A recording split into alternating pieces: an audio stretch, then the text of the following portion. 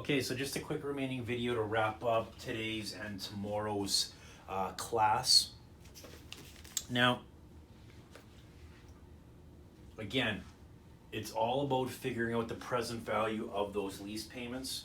So we want to start with our the present value of our initial term. Okay, so we'll take our initial annual payment. Now, if that annual payment includes repair and maintenance, we got to back that out. Okay, so let's just say we had an initial term of $100,000 for 3 years. In that $100,000, $20,000 was repair and maintenance that the lessor is going to do on our behalf. Okay. As a result, the present value of the actual lease is only $80,000. Okay.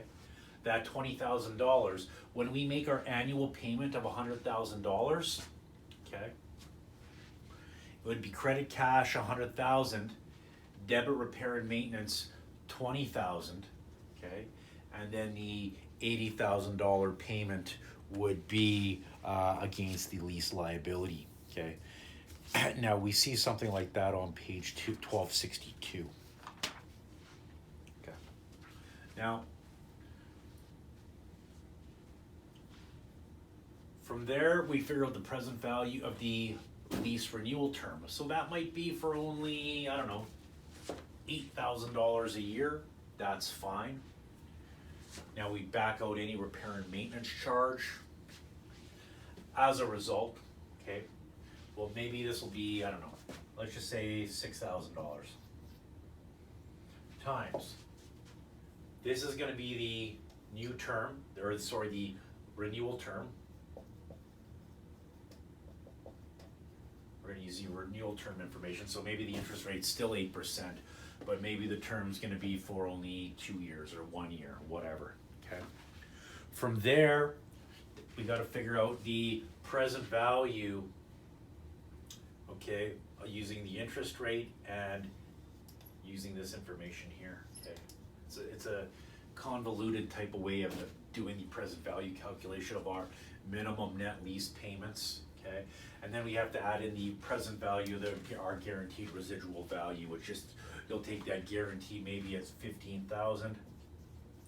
Okay, the entire lease term was 5 years.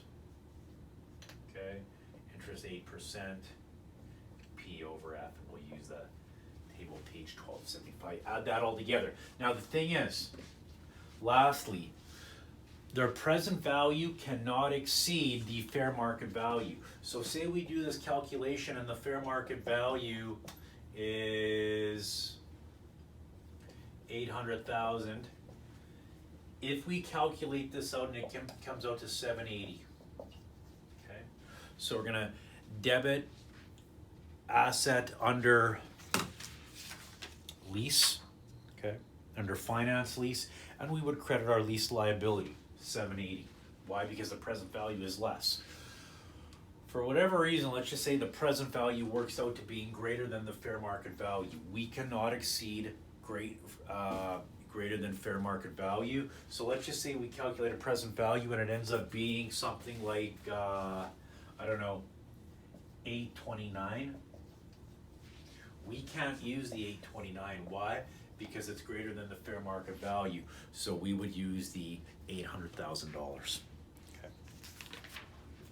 All right, so that brings us up to page 1268. Like I say, I want to make this video for today's class and tomorrow's class. Tomorrow's class is more going to be just doing review, or sorry, not review, but just additional questions. Why? Because we really need to do these questions, because that's the only way we're going to understand, one, how to classify that lease.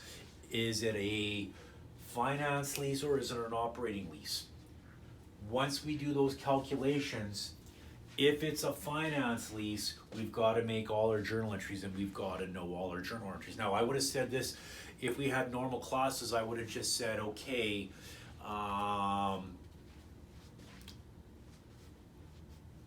know all the journal entries, okay? I said, write those journal entries down on your information sheet to bring into the exam. Now, exams are going to be taken home this time or this year. So again, I would mark that in your textbook, mark that page, or mark those pages that we're covering today because it's very important. I can guarantee you this question will be on the quiz and it'll be on the exam. Okay. So that wraps up leases. From there, we're going to go into a sale leaseback situation. We're going to look at that on Wednesday, Thursday, something around there. But that's going to bring us up to Wednesday, the end of Wednesday.